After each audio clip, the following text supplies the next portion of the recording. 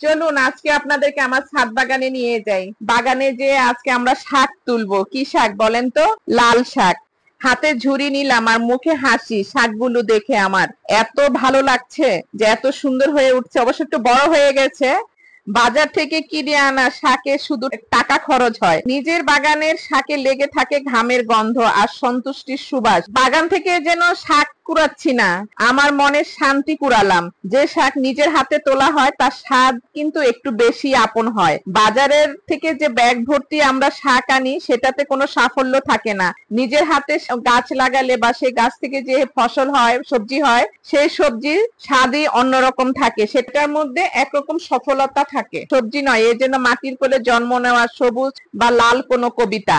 আজকে আমাদের বাসায় অনেক মেহমান আছে, সেই মেহমান আসা উপলক্ষে অনেক রান্না বান্না হয়েছে।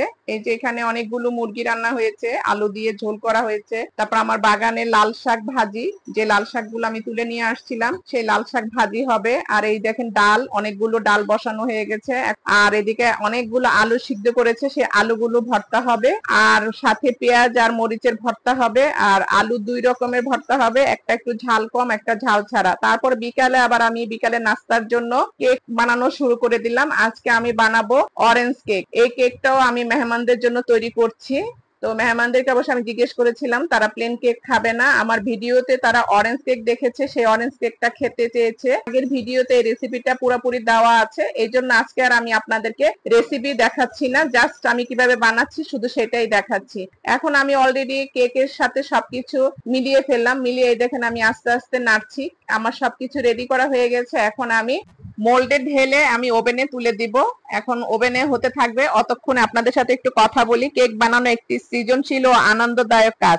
যখন আপনি নিজের হাতে কেক তৈরি করেন বা তা পরিবারের সদস্যের সঙ্গে ভাগ করে নেন, তখন তার সম্পর্কের বন্ধন আমার কাছে মনে হয় আরো মধুর হয়। বিশেষ করে কোনো প্রোগ্রামে বা অনুষ্ঠানে বা মেহমান আসলে সবাই মিলে কেক বানানো ও খাওয়ার একটি বিশেষ স্মৃতি হয়ে থাকে জীবনে। কথা বলতে বলতে আমার কেক গুলো বানানো শেষ হয়ে গেছে। এখন আমি মোল্ডের থেকে কেক গুলো বের করে ফেলবো। বের করে তারপর আমি এই গরম গরম কেক আমার মেহমানকে পরিবেশন করব।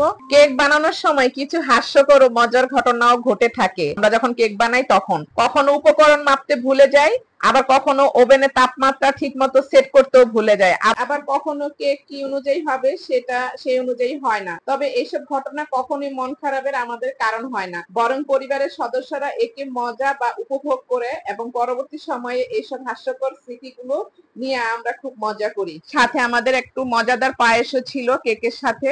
এত সুন্দর ও মজাদার পায়েসটা আমার ছোট ভাইয়ের বউ তৈরি করেছে, সে পায়েসটাও আমরা খাবো আর সাথে চা খাবো। এই ছিল আমার আজকের ভিডিও। আজকের ভিডিওটি যদি আপনাদের কাছে ভালো লেগে থাকে আমাকে কমেন্টস করে আমার পাশে থাকবেন। সবার কাছ থেকে এখন বিদায় নিচ্ছি, সবাই ভালো থাকবেন। আল্লাহ হাফেজ।